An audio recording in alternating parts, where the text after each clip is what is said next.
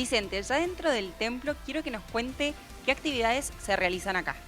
Bueno, acá se hacen trabajos, son planchas que se leen y se debaten todo el tipo de planchas.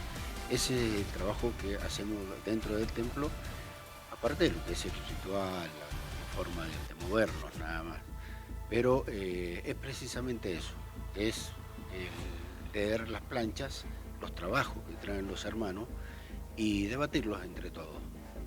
¿Y estos debates tienen fechas puntuales? ¿Se realizan ciertos días o cómo es? No, se trabajan distintas logias, hay distintas logias que trabajan y se trabaja prácticamente todos los días eh, las logias. Hoy trabaja una logia, mañana trabaja otra, hay muchas logias en Mendoza y bueno, ocupamos prácticamente el mismo templo.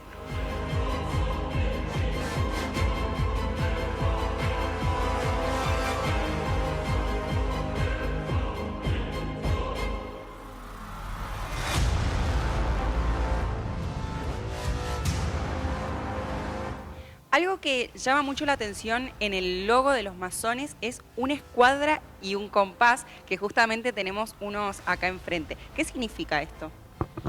Bueno, son dos símbolos, dos herramientas, como le llamamos nosotros, que hay muchas, dicho sea de paso, que nos ayudan y nos dan una enseñanza de que esos signos se transforman en símbolos y nos basamos para que, bueno, la escuadra, por ejemplo, nos marca la rectitud de nuestras vidas, de lo que tenemos que hacer.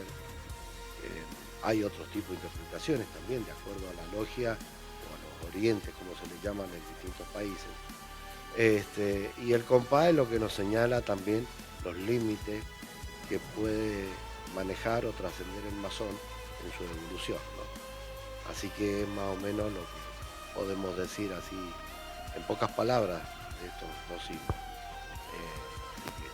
Bien, y a su lado está la Biblia, algo que a mí personalmente me llamó mucho la atención porque recién hablábamos de que los masones no siguen, no se rigen por ninguna religión. ¿Por qué hay una Biblia católica acá?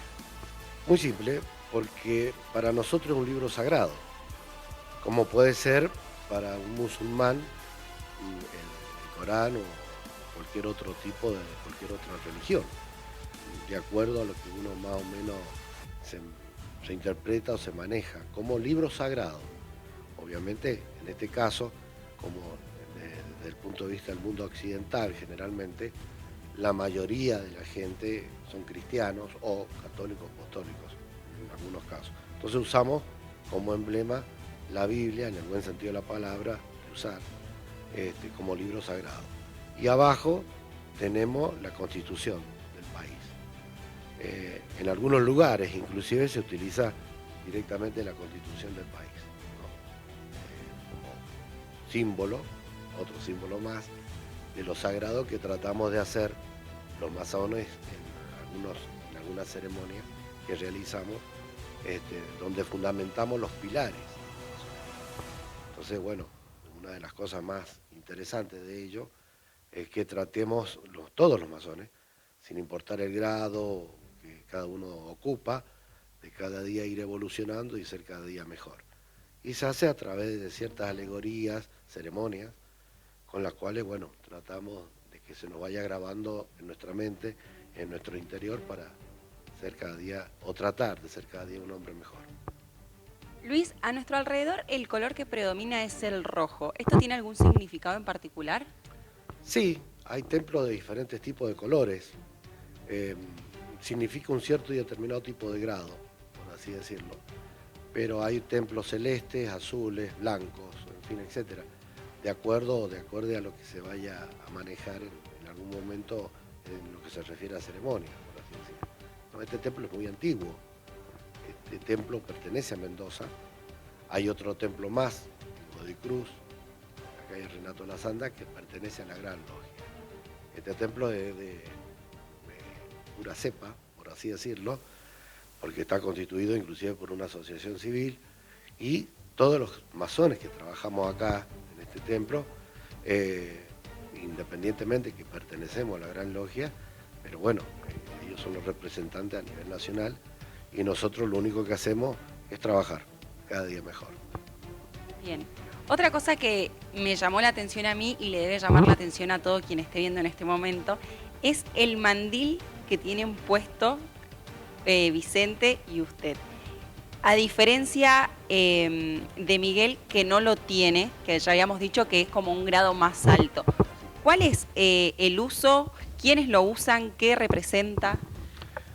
Hay una parte histórica donde dice que, bueno, justamente los obreros de la época de la antigua Europa usaban un delantal, gran parte, para protegerse con las herramientas que se usaban en la construcción.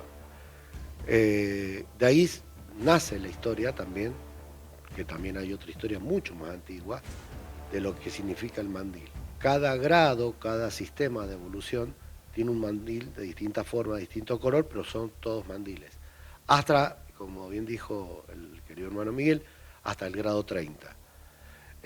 A partir del grado 30 hasta el 33 no es necesario utilizar un mandil, sino que utilizan, como él bien está ornamentado en este momento, diferentes tipos de joyas, según el grado 31, 32, 33, en fin, etc.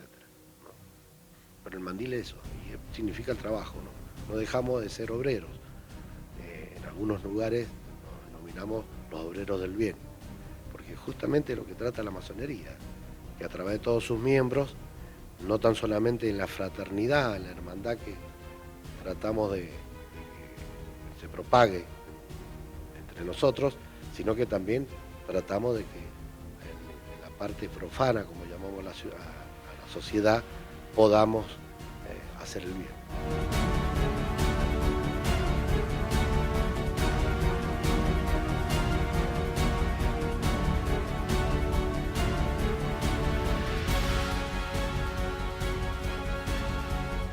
Ahí está, esto es lo que sucedía en el capítulo anterior y te contextualizamos un poco porque esta noche vamos a seguir desarrollando esta segunda parte. Desde ya agradecemos a todos aquellos que se comunicaron y pidieron esta segunda parte, un tema que interesó mucho porque acá en Mendoza poco se hablaba de masones. Es la primera vez, ¿no?, que se habla y se muestra a los integrantes de la masonería aquí en Mendoza. Luis Guardia, ¿cómo le va? Buenas noches. ¿Qué tal, Gonzalo? ¿Cómo estás? Muy bien, bueno, encantado de tenerte nuevamente porque hay mucho que desarrollar, nos quedó tan poco el programa anterior que bueno, hoy vamos a desarrollar la última parte. Ok, perfecto. Perfecto. Ahí Y vamos. yo voy a saludar a Roberto Tripolone, nuestro historiador. ¿Cómo le va? Muy bien, ¿y vos? Muy bien, muy bien. Bueno, a esto paralelo vamos a tener que hablar de aquellos próceres, ¿no?, argentinos que también tienen que ver con la masonería. Es muy interesante. Digamos, personajes que nosotros tenemos súper escuchados sus nombres porque lo tenemos en nuestras calles principales, bueno, sin duda estuvieron vinculados directamente, ¿no? Entonces, bueno, ahora seguramente se van a sorprender con algunos nombres y algunos roles de estos próceres que tenemos en nuestras calles, ¿no? Ay, un poco estaba el avance, ¿no?, en la programación y mucha gente nos escribía, ¿no? Así que fulanito como... Y después vamos a desarrollar, porque antes estaba visto como mal, como bien, como algo secreto, como algo oculto. Porque viste que muchos por ahí les tenía miedo meterse con los masones, la masonería, con estos personajes. Entonces vamos a desarrollarlo en un ratito, pero quiero ir con vos, Luis, un poco a terminar de desarrollar esto, ¿no? ¿Cómo no? Un templo que es visible, ¿no? Sí, a por supuesto. todos los mendocinos, o que está muy oculto esto. No, te explico, Gonzalo. A ver. Todas las logias tienen, por así decir, un derecho donde una vez al año se arma se arma una tenida blanca, que se llama. En esa tenida blanca, esa logia que organiza dicha ceremonia, es cuando se abren las puertas del templo a los profanos, como le llamamos nosotros, en el buen sentido, a la sociedad. Entonces se invitan personas allegadas a los hermanos para que vayan y vean lo que es el templo masónico, como lo estamos mostrando En este momento. relativamente acá en el programa.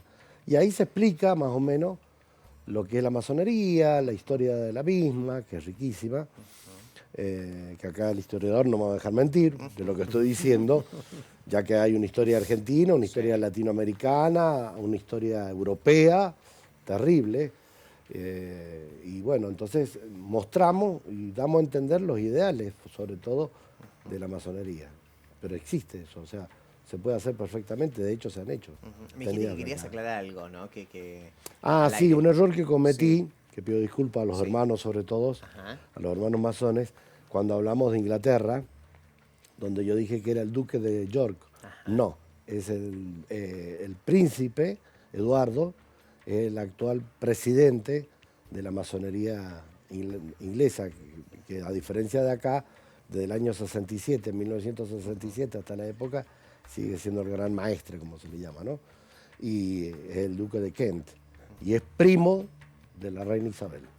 Porque las monarquías en Europa, la gran mayoría, están compuestas y dirigidas por los masones. Por los masones. Sí. Allá es otra cosa, ¿no? Se mueve de otra forma distinta. ¿Por qué crees, Luis, esto de hablar de masones que impacta tanto hoy en día también? Digo, está bien, nos enseñaron que por ahí hay algo oculto, algo de sectorizado, pero que hoy se sigue impactando. Digo, lo vimos en la planilla de rating el viernes pasado con el programa Explotó, la verdad le fue muy bien. Y muchos mendocinos les gusta esto y sobre todo hay como una intriga. ¿Quiénes son? ¿Qué hacen? Antes estaba así, digamos, si tuviéramos que diferenciar un antes y una ahora, antes estaba muy sectorizado, muy oculto. Estaba oculto, sobre todo el ocultamiento de la masonería tiene que ver sobre todo con sus principios, sus ideales, que iban en contra de lo que sería la Iglesia Católica Apostólica Romana. Pero es un problema que tiene en 1738, el Papa Clemente XII, es el que dice que los masones estamos excomulgados por los pontífices de la Iglesia Católica Apostólica Romana. Lo que llevó en aquel momento que muchos hermanos terminaran en las hogueras, ¿no? Porque decían que adorábamos a ciertas cosas, profesábamos ciertas cosas. ¿Y era correcto o no? No, totalmente incorrecto. Totalmente incorrecto. Porque hoy si hablamos de masonería hablamos de personas que tienen todo tipo de religión. De hecho, han habido sacerdotes masones, secretamente, ¿no? Pero, o sea, la masonería es una escuela iniciática donde se propaga el libre pensamiento. Y el roce, por así decir, sobre todo con la Iglesia Católica Apostólica Romana, fue de que nosotros no respetamos ni inculcamos un dogma, bajo ningún punto de vista. Entonces, ¿Se ha popularizado la masonería? Digo, ¿a qué me refiero con este término? Antes pocos entraban, antes pocos eran incluidos y hoy, según lo que vos me dijiste un poco la semana pasada, es como un poco más abierto esto. Sí, cambió. Ha cambiado con el transcurso de la evolución de la sociedad en todas sus latitudes.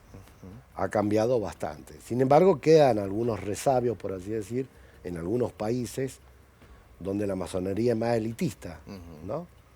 Y yo dije en el programa anterior que acá en Argentina es un poco más popular, ¿no? Como somos nosotros, los latinos, por así decirlo. Es cierto. Y en parte también, pero que hay países como Chile, que conocemos logias y ha habido un intercambio fraternal, diríamos, con los hermanos chilenos, peruanos, donde la masonería tiene un escalón, un pequeño escalón, por así decir, más elitista que el nuestro. Entonces, pero cualquier persona puede ingresar si tiene interés de aprender y evolucionar, ¿no? Bueno, de eso se trata la masonería en sí. ¿Son de aconsejar a alguien? Digo, en su momento se hablaba de muchos políticos, ¿no? Que también son masones. Digo, aconsejar. Antes se reunían para aconsejar o para dar información acerca de la economía de un país, de cómo estaba la sociedad, de cómo deberíamos mejorar. En su momento, bueno, se hablaba también si estaba o no ciertos políticos, ¿no? A nivel nacional. Digo, son también eso de hoy en día de reunirse con... Porque debe haber gente muy popular y debe haber gente también muy prestigiosa y gente de una categoría alta y también debe haber políticos. Entonces, totalmente. Generalmente han habido hechos donde han habido muchos políticos que antes de las elecciones... La masonería los ha invitado, no siendo masones ellos, por supuesto, para que expusieran su plan político gubernamental en este caso.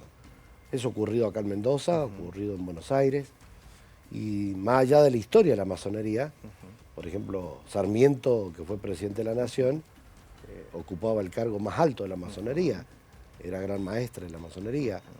Y bueno, por dar un ejemplo, ¿no? O sea, sí han habido, pero no es un organismo consultor, propiamente dicho, a nivel político. Si el gobierno de turno, que esté quien esté, desea acudir a la masonería, pero obviamente que va a tener las puertas abiertas para que los hermanos con amplia experiencia en el área de la política, de lo económico, puedan exponer sus ideales. Históricamente, ¿no? Históricamente, ¿hubo gobernadores, ¿no?, aquí en nuestra provincia que recurrieron a los masones?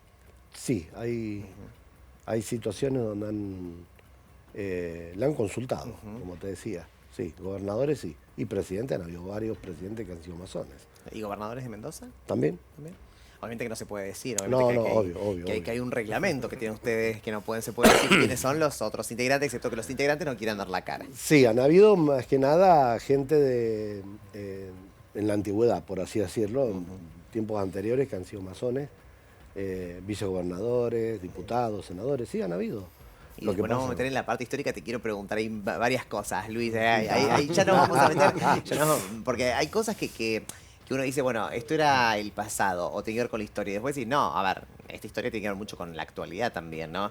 Y sobre todo, vamos a aprender hoy, y que la verdad que está muy bueno eso, de qué funciones cumplían. Porque en su momento eran muy importantes los masones. Digo, en su momento eran muy importantes para que ciertas personas puedan crecer en ciertos ámbitos. Y lo vamos a dejar hasta ahí. Bueno. Porque vamos a la cuarta, y última parte de los masones aquí en Mendoza. Y luego nos metemos de lleno a la historia. Mira.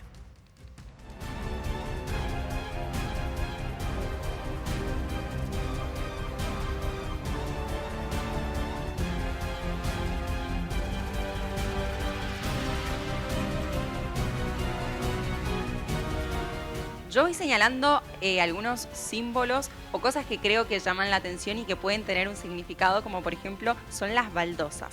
Blanco y negro. ¿Tiene un significado esto? Muy profundo.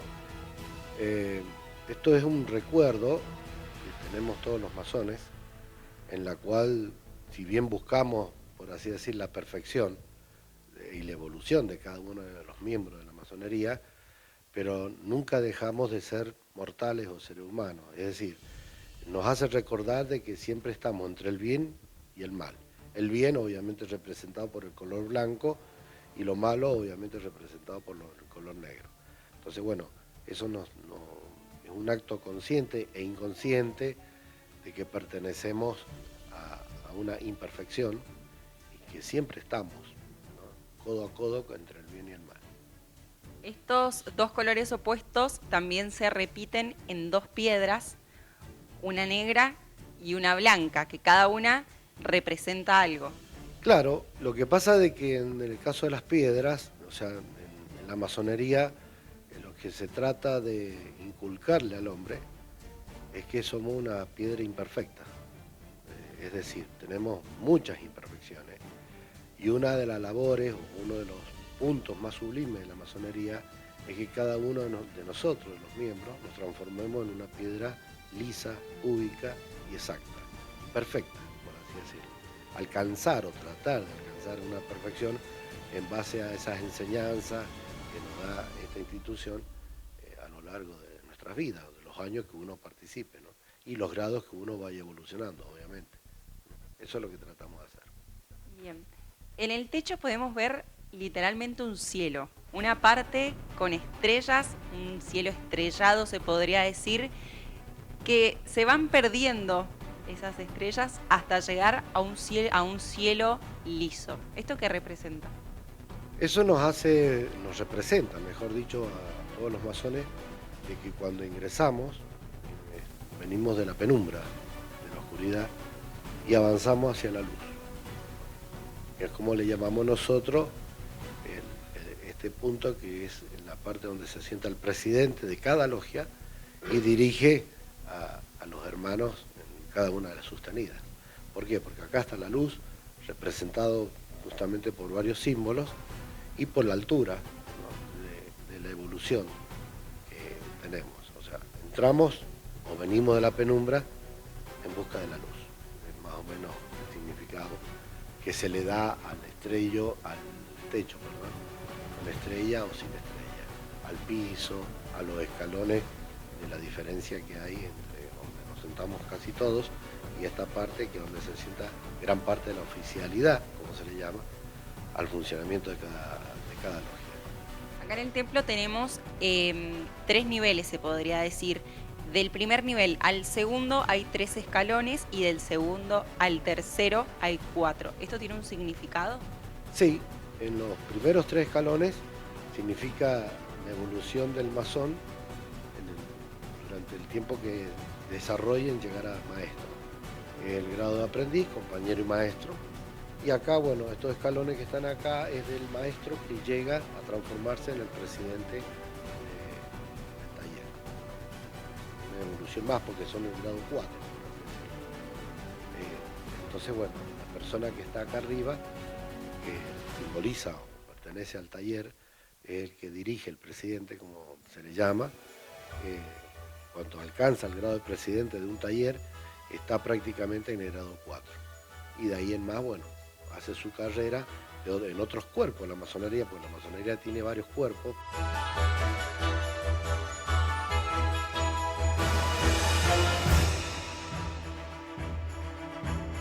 Ay, qué interesante, todo gran informe de Agostina Gravaglia, que fue allí al templo de los masones.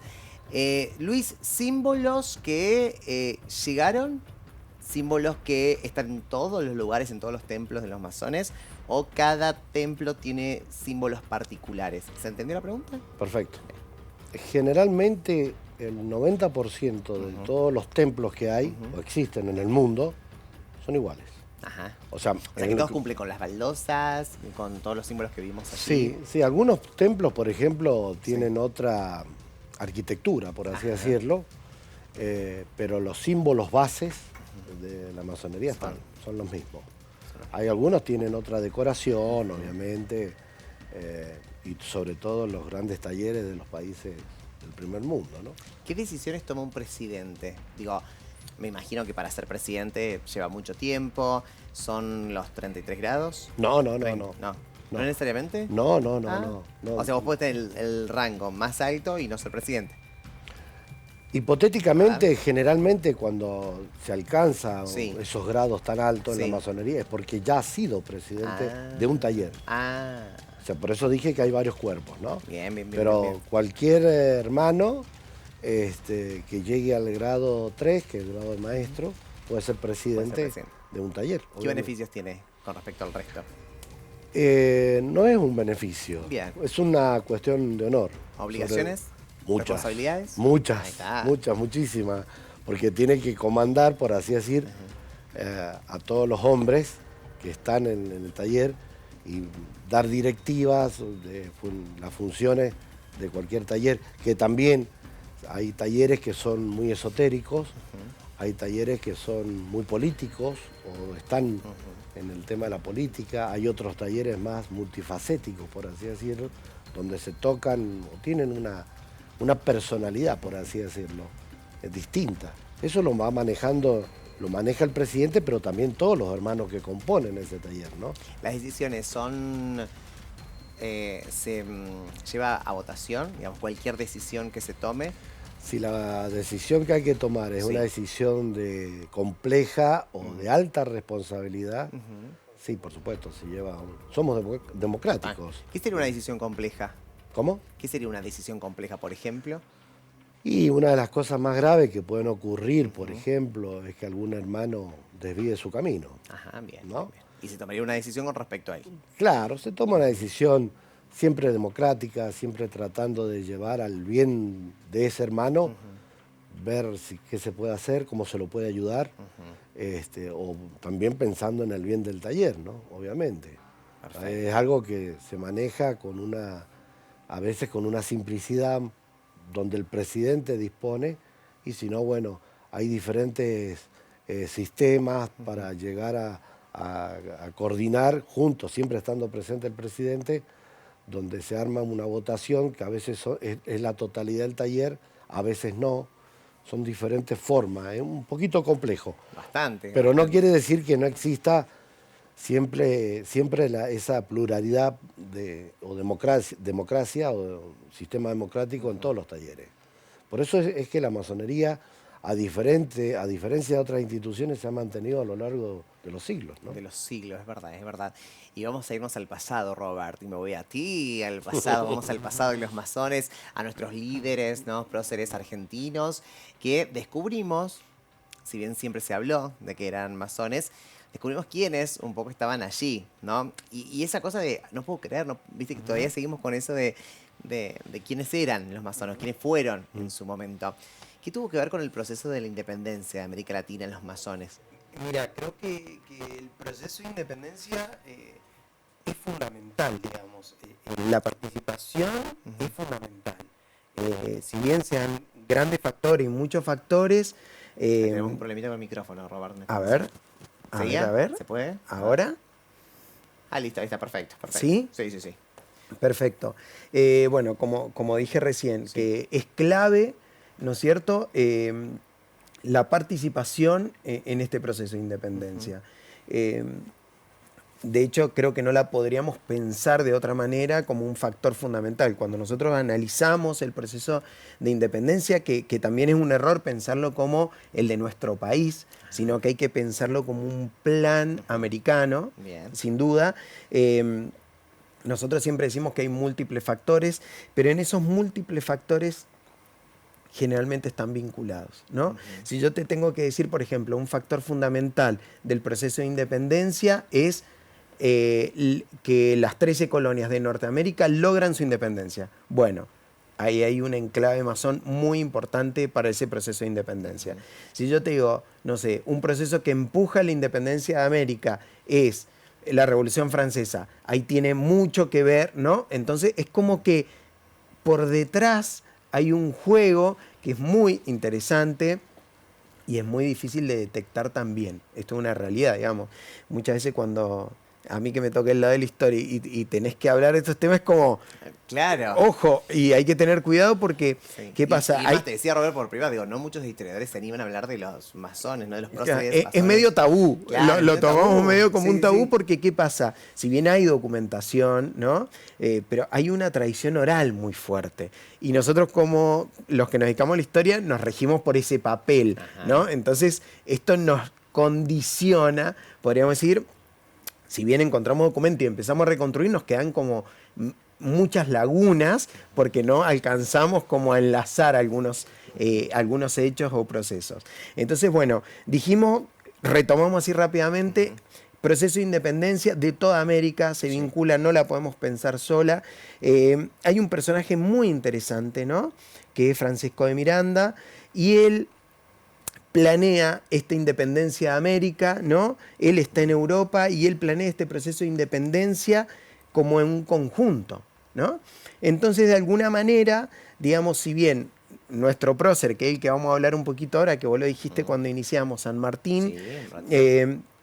está vinculado y se vincula en algunos círculos intelectuales en Cádiz, qué sé yo, él viaja a Londres, ahí empieza a rondar y a conocer, ¿no? Otro nivel, podríamos decir, y conoce otros que van a ser, después se van a convertir en próceres, no sé, te pongo un ejemplo, un Bolívar, ¿no? Y tantos más, y ahí empieza como a tomar forma, ¿no? Es como que, no sé, te lo hablo medio como decimos en el barrio, se empieza a conformar el equipo, Ajá. ¿no? Se empieza a armar este ruido enorme con grandes personajes, con gran influencia, que después cada uno va a ir a su lugar disperso en el territorio, ¿no? Bolívar, podríamos decir en Caracas, San Martín va a estar acá en lo que después va a ser Argentina, podríamos hablar de O'Higgins en Chile y así sucesivamente. Estoy nombrando como algunos puñados, pero digamos, es muy fuerte y de hecho él, una vez que conoce todo esto, termina de decretar que pide el traslado a Lima, que no se va a Lima, San Martín, esto es en 1812, se viene para el Río de la Plata, acompañado por dos personas que estaban muy vinculados a estos circuitos. Uno de ellos es Alvear y el otro es Apiola, ¿no? que son los que de alguna manera le abren el panorama para este tipo que era un desconocido en América, ¿no? Entonces, ahí empieza a tomar forma y ahí empieza también, en ese mismo periodo, en 1812, algo que es muy interesante y que muchas veces de oído lo hemos escuchado, la famosa Logia Lautaro, ¿no? Que está este plan continental que de alguna manera en Londres, a San Martín, en esos círculos intelectuales donde estuvo visitando, recibió, podríamos decir, un plan, le facilitan un plan que es el plan Maitland, que es, si bien tiene fines diferentes al que lo va a ocupar San Martín, porque San Martín lo va a ocupar con fines de libertad. Inicialmente el plan Maitland tiene un plan, podríamos decir, de conquista comercial, ¿no?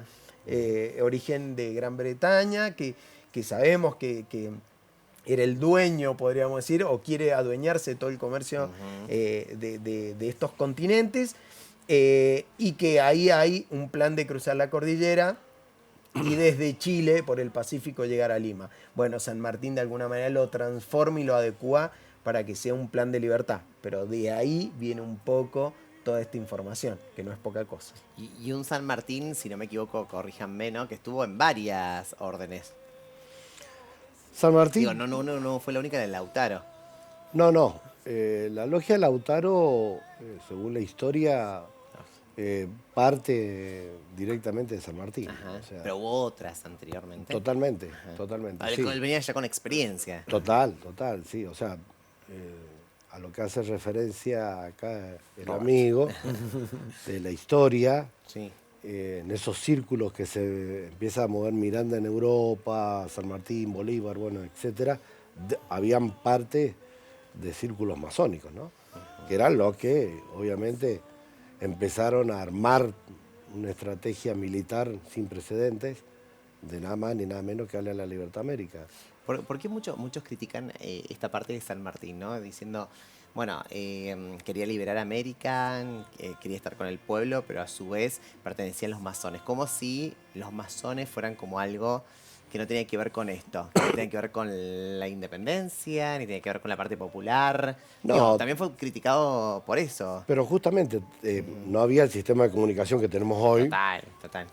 Que hoy podemos aclarar más o menos de qué se trata todo esto. Claro, o sea, había una serie de malas interpretaciones. En 1738 la iglesia descomulga a los masones. Ajá. O sea, hacía poco tiempo histórico, en aquel momento, creo que menos de 100 años, donde todavía había una muy mala imagen de los masones. Quizá esto que voy a decir choque muy fuerte, y me hago cargo de lo que digo, no con mis hermanos, con la masonería, pero sí, según mi autovisión, porque soy un libre pensador, éramos catalogados adoradores de Satanás. O sea, había que ser masón en aquel momento, no era una cuestión como ahora. Yo puedo salir por televisión e identificarme como masón. En aquel momento la masonería era total y absolutamente secreta. Cerrada. Sí. Claro, porque había el riesgo del poderío, entre comillas, por así decirlo, que existían los reinados y sobre todo en la iglesia, ¿no? Y también convengamos que los masones, ¿no? A ver, corríjanme, ¿no?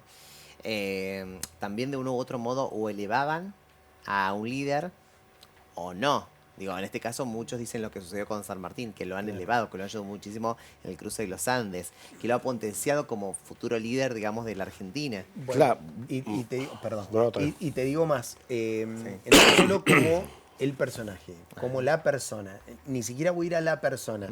Cuando comentaba esto, que era como un tema tabú, era como complejo que se conociera, de hecho era hasta complejo que se conociera que vos eras parte, ¿no es cierto?, de ese circuito.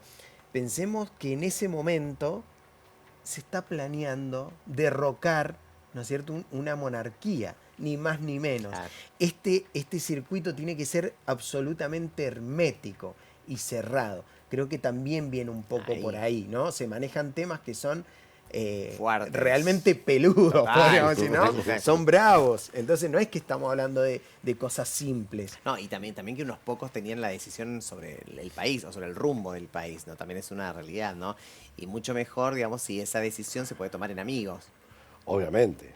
O sea, San Martín, dentro de su persona, de su historia, que nadie tiene lugar a duda, más allá de que haya sido masón o no, que para nosotros es un orgullo. Claro, ¿no? O sea, el tema es que obviamente estamos hablando de una persona que también tenía que lidiar con lo que era la parte popular, el armado del ejército. No te olvides, Gonzalo, que en ese entonces también estaba muy cerca el tema de las misiones jesuitas, la iglesia había empezado a tomar una preponderancia muy fuerte. Entonces San Martín, bajo ningún punto de vista, obviamente, No podía como decir tampoco Bolívar. lo hizo Bolívar, Claro. podían decir somos masones, porque la gente no lo iba a seguir, ni siquiera los indígenas. O sea, había una serie de secretos muy particulares de la época, ¿no? Obviamente. Pero para nosotros es un orgullo que San Martín, independientemente de lo que fue como militar y como persona, sea masón. De hecho, es uno de los generales de la historia de la humanidad que más monumentos tiene en el mundo entero. Total. Que nosotros los argentinos, y esta es una crítica bastante fuerte, ¿no? Somos uno de los pocos países inclusive que festejamos la muerte de nuestros líderes, no el nacimiento. Entonces eso nos lleva también a una serie de situaciones complejas, ¿no? ¿Verdad o mentira, no? De que San Martín no obtuvo el grado 33 y Bolívar. También se habla de eso, ¿no? De que Bolívar sí Ahí- obtuvo el 33. Recordemos, para la gente que está mirando en este momento, el 33 es el grado del masón más importante. En América. En América, ¿no? Entonces decían, bueno, Bolívar sí lo obtuvo, San Martín nunca llegó al 33. Hay algunos documentos que afirman eso, que no llegó al grado 33. Hay una reunión ultra secreta, por así decirlo, entre San Martín y Bolívar Apa. cuando se juntan, en la cual, bueno, ahí es cuando baja San Martín, porque él quería seguir peleando y liberando pueblos, ¿no? Y Bolívar como que le dice, no, hasta acá llegaste, bajá, volvé a tu casa, por así decirlo. No podemos... Pero se cree, así, eso está muy desvirtuado también, inclusive dentro de la masonería, se cree de que, bueno, como Bolívar era grado 33, San Martín no, según algunos documentos masónicos, otros dicen que sí, bueno, no es seguro, acató, por así decir, las órdenes de Bolívar y respetando su jerarquía masónica. ¿Qué ocurre hoy en día en cualquier taller o logia, ¿no?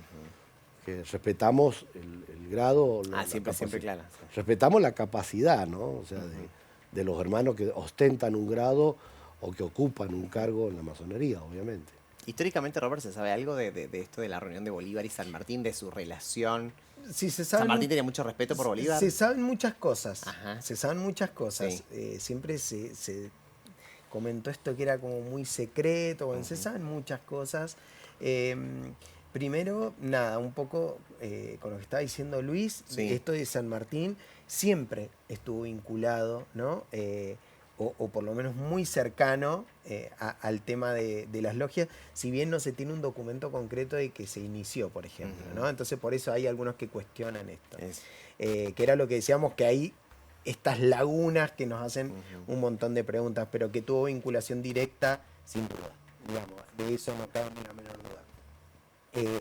Y de hecho internamente él en esta logia, por ejemplo, la logia que tenía el origen en Buenos Aires, él va a tener algunos conflictos. A ver, Robert, tengo un problema de comunicación. Tu celular me lo puedes dejar? Porque está tocando, le contamos a la gente, tu celular. Ya, pon el está coso. atrás el celular, celu. si quieres ponerlo acá, Dale, para que ok, no... Ahí está. ok. Ahí está, ahora sí. Ahí está, ahora volvé a repetir. Estábamos con la descarga. Hay una descarga entre el celular y la Sí, vincha. perdón. Mala Cosas mía. que suceden en vivo. Mala mía, malísima.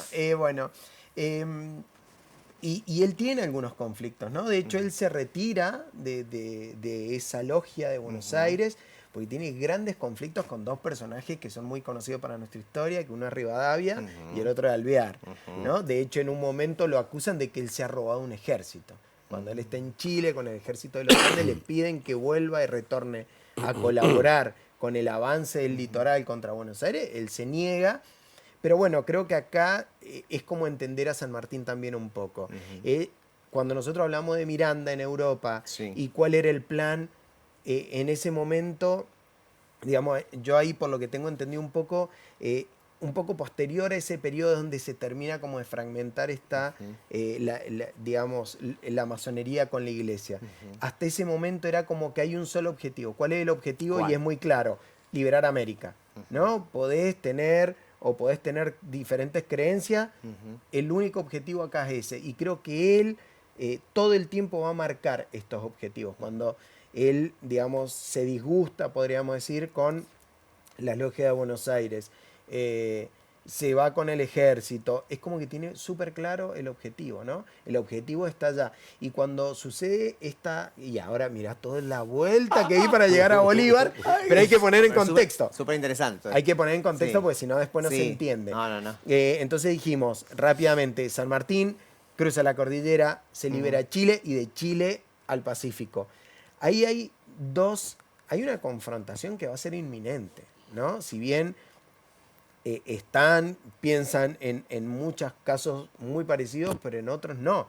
Recién Luis lo dijo, soy un libre pensador. En ese momento sucedía lo mismo, ¿no? Entonces, prácticamente inminente, casi un enfrentamiento entre los dos ejércitos.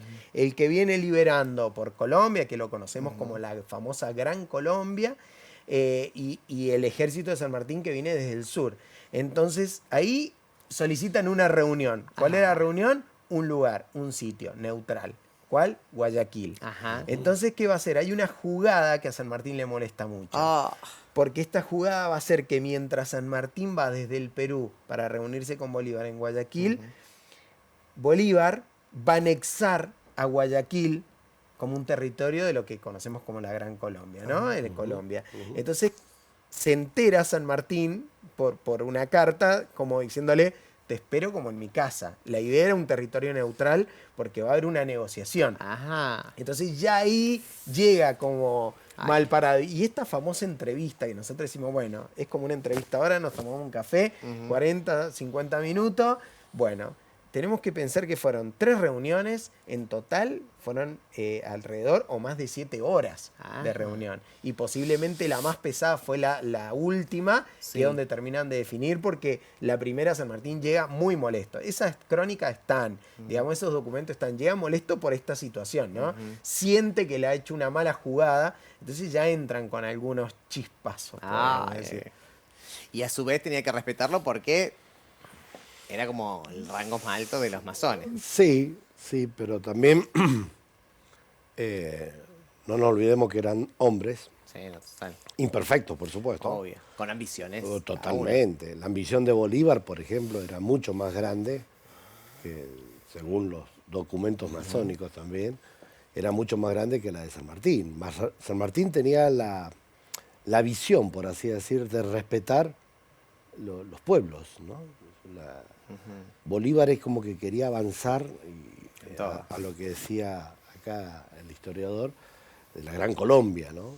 Y avanzar sobre terrenos y límites indiscutidos. Tal es así que después la historia marca también que Miranda, Bolívar lo hace meter preso. O sea, Bolívar era un personaje conflictivo. Era un muchacho complicado. Era un bravo, sí, chico sí. bravo, era un Sí, muchacho bravo. Entonces, hay una diferencia, a nuestro entender, entre lo que era la personalidad de San Martín, los ideales de San Martín, masónicos también, y Bolívar también masónico, pero Bolívar tenía un poquito más de ambición, por así decirlo, ¿no? Son, si los contextualizamos, digamos, Sí. como para que el que lo está viendo, ahí, que lo pueda entender rápidamente cuáles son, qué tipo de personas son, ¿no?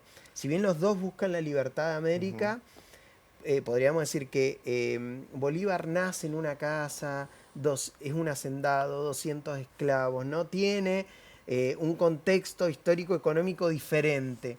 San Martín, yo te pongo un ejemplo, cuando está en Mendoza, que Mendoza no tiene un mango porque está es muy pobre Mendoza, Sí. cuando San Martín está como gobernador, intendente acá de Cuyo.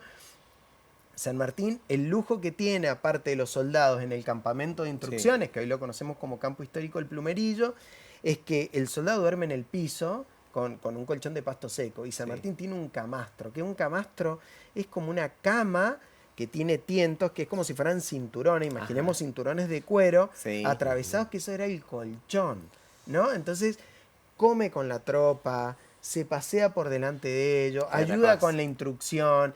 Digamos, el tipo que era esclavo, que está en el ejército para ganar su libertad, habla con él directamente. Digamos, no estaba esta cuestión que yo lo veo más a... Perdón si me está viendo Bolívar en este momento, pero que lo veo como con A mí me pasa que por lo que leo y todo esto, uno construye el personaje y Bolívar lo veo como un tipo soberbio, de hecho con mucho ego, ¿no?